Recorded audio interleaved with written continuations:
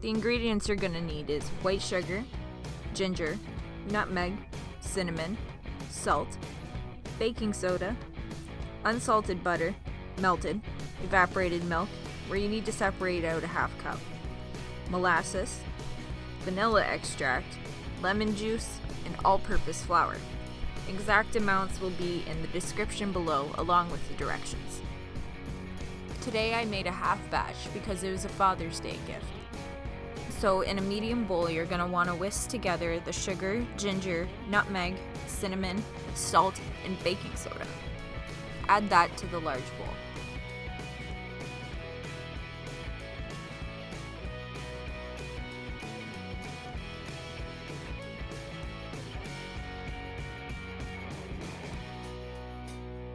To the large bowl, now you're going to add the rest of the wet ingredients.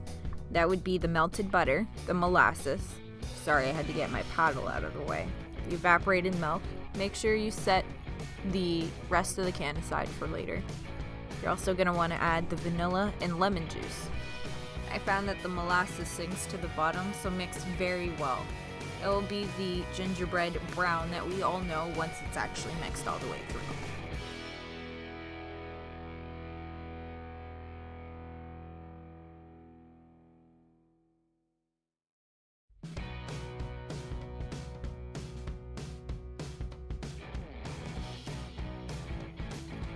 Now that that's all mixed up, you're going to want to add the flour 1 cup at a time until you've actually hit the recipe amount.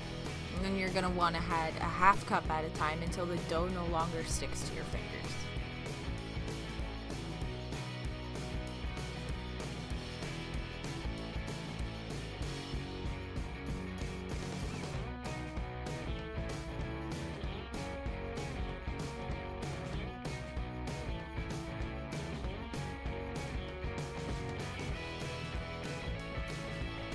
If you are going to be mixing this by hand or with a beater, be prepared for an arm workout, because that's what I found when I made them by hand.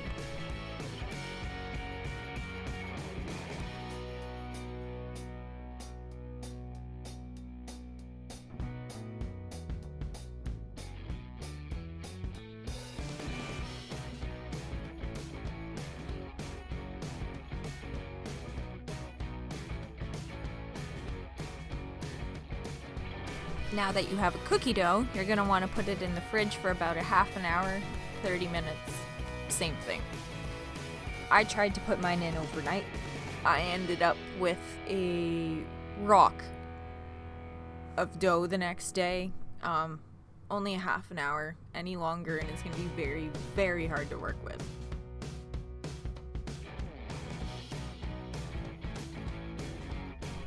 So after you pull it out of the fridge, you're going to want to add the rest of the evaporated milk to the dough. I thought my dough hook was going to help with this, and no, I was just wrong on that one. So I added the rest of the evaporated milk, ended up switching it out with my paddle, and my dough was sticky again. That's what you want to go for. So from there, I added a half cup at a time until it was no longer sticky.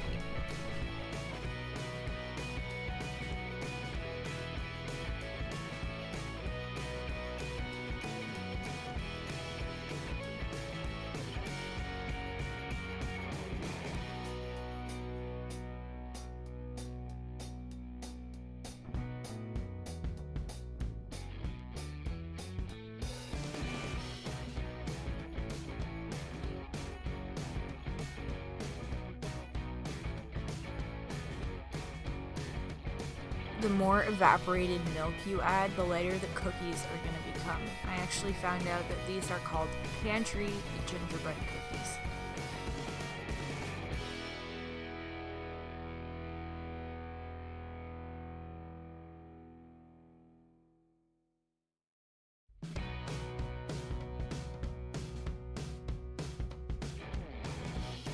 Also, when I mean a half cup that you're gonna add, I mean a half cup of flour like before.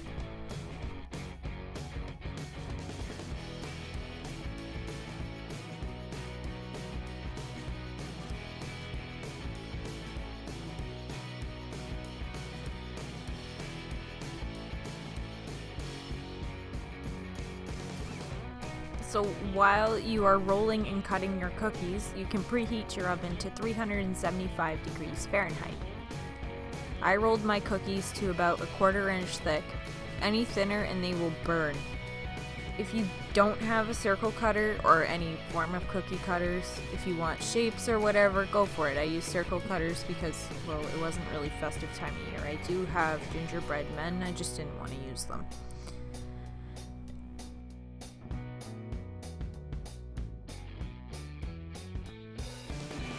Now that you have your cookies rolled and cut and put on a baking sheet lined with parchment paper, I use a silicone baking mat just because it makes life easier. You don't have to use one, I just managed to find one. You're going to want to bake your cookies for 10 to 12 minutes. The tops will spring back once they are cooked.